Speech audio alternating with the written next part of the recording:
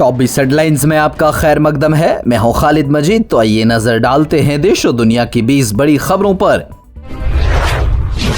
उठो और कौम की आवाज बनो, चूड़ियां पहन लो, आगा रोहिल्ला का सियासी क़ियादत पर करारा वार।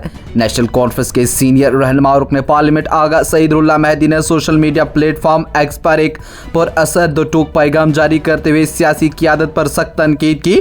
उनका ये पैगाम न सिर्फ अल्फाज की तेजी लिए हुए बल्कि सियासी हलकों में हलचल का भी बनी सबब। नेशनल कॉन्फ्रेंस के तर्जुमान आला और रुकने असेंबली तनवीर सादिक का बयान, कहा कि रुकने पार्लियामान आगा सईद रोहिल्ला की पार्टी की वर्किंग कमेटी मीटिंग से वॉकआउट करने की खबर झूठी और मनगढ़ंत है। उन्होंने कहा कि आगा रोहिल्ला किसी घरेलू इमरजेंसी की वजह से डॉक्टर फारूक अब्दुल्ला और उमर अब्दुल्ला से इजाजत लेने के बाद मीटिंग से निकल गए थे। कश्मीर में सयाहती सीजन के शबाब पर आने के दौरान पहलगाम वाक़े की वजह से सूरत हाल ने 1990 जैसी करवट ली है और मौजूदा सीजन में सयाहत का पहिया मुकम्मल तौर पर जाम हो चुका है। वादी कश्मीर में कायम होटल, गेस्ट हाउस और भी होम स्टे वीरान पड़ गए हैं।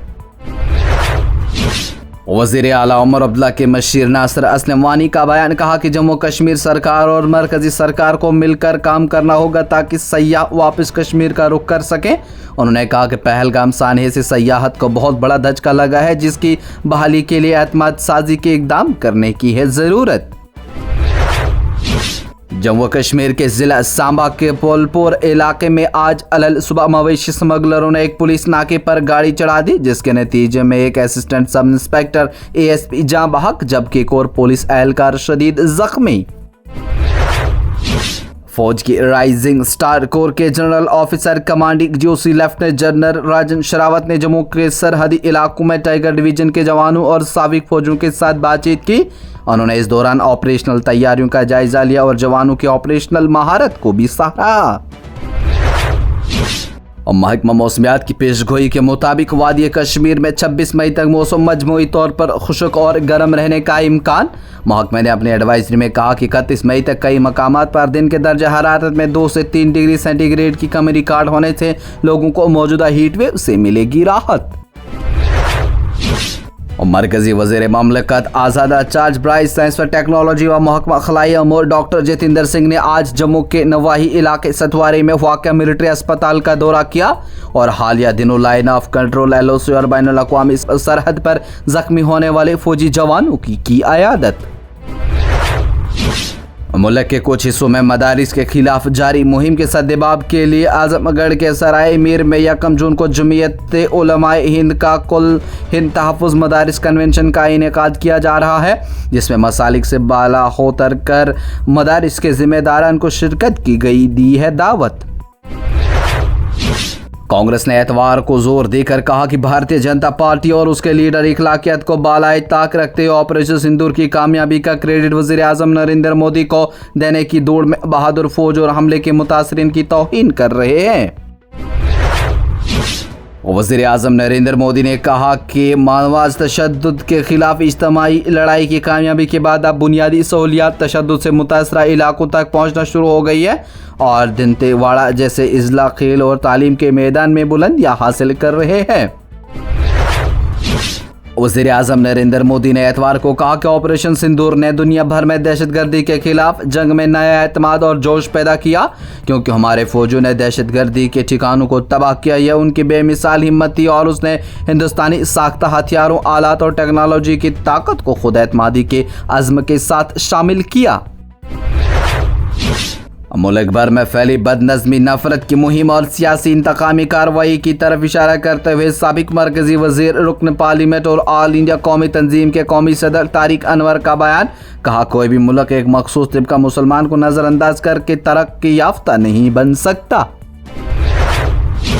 खेलो इंडिया के 3 बड़े फातिहीन महाराष्ट्र, हरियाणा और राजस्थान को मुबारकबाद देते हुए वज़ीर आज़म नरेंद्र मोदी ने एतवार को कहा कि इस बार खेलो इंडिया 26 रिकॉर्ड बनाएगा। ऑल इंडिया रेडियो पर अपने माहाना प्रोग्राम मन की बात के 122वें अपने एपिसोड में मिस्टर मोदी ने कहा कि हाल ही में खेलो इंडिया गेम्स बहुत हो रहे हैं कामयाब। कांग्रेस के सदर मल्लिकार्जुन खड़गे ने कहा कि भारतीय जनता पार्टी बीजेपी के लीडर और वजीर पहलगाम मामले पर फौज और शहीदों की तौहीन कर रहे हैं, लेकिन वजीर आजम नरेंद्र मोदी उनके खिलाफ कार्रवाई करने के बजाय खामोशी किए बैठे हैं इख्तियार। इलेक्शन कमीशन ने एतवार को गुजरात के 2 और केरला, पंजाब और मगरबी बंगाल की 1 और असेंबली सीटों के लिए 19 जून को ज़िमनी इंतखाबात का ऐलान किया। कमीशन की एक रिलीज के मुताबिक गुजरात असेंबली कादी दर्ज फहरिस्त और वैसादर, केरला की नेलम्बोर और पंजाब की लुधियाना, मगरबी और मगरबी बंगाल की कालीगंज असेंबली सीट पर ज़िमनी इंतखाबात का नोटिफिकेशन 26 मई को किया जारी। वज़ीर आज़म नरेंद्र मोदी पीर से 2 दिन के लिए गुजरात के दौरे पर रहेंगे और वहां मुख्तलिफ प्रोग्रामों में करेंगे शिरकत। वज़ीर आज़म नरेंद्र मोदी ने विकसित भारत के हदफ को हासिल करने के लिए मुल्क की इक्तिसादी तरक्की और मुख्तलिफ शोबों में तरक्की की शरह को तेज़ करने और मरकज़ और रियासतों के दरमियान तालमेल बढ़ाने की ज़रूरत पर दिया जोर। गजा में एक डॉक्टर के घर पर इसराइली फिजाई हमले में और उसके 10 से 9 बच्चों की मौत वाक़या। नासिर अस्पताल के एक डॉक्टर के मुताबिक अलल खबर का एक बच्चा और उसके शौहर जख्मी हुए, लेकिन वो बच गए। और रूसी अफवाज ने हफ्ता की अलल सुबह यूक्रेन के दारुल हुकूमत कैप पर बैलिस्टिक मिसाइलों और ड्रोन से हमला किया, जिसमें कम अज कम 15 अफराद हुए जख्मी। ये इत्तला कैफ शहर के फौजी इंतजामिया ने एक बयान में दी।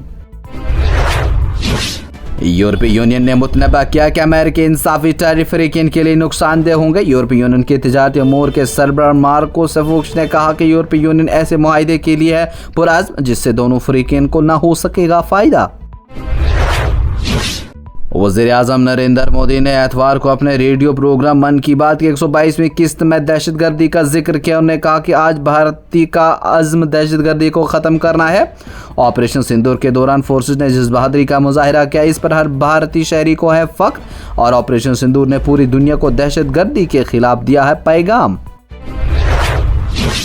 मरकजी मुलाजमीन तवील अरसे से NPS को ख़त्म करने और पुरानी पेंशन स्कीम को बहाल करने का मुतालबा कर रहे थे, ताहम हुकूमत ने हाल ही में दरमियानी रास्ता इख्तियार किया और यूनिफाइड पेंशन स्कीम को नाफिज किया। दरियासना हुकूमत ने एक और नया उसूल लागू किया जिसमें लाखों मरकजी मुलाजमीन को होगा फ़ायदा।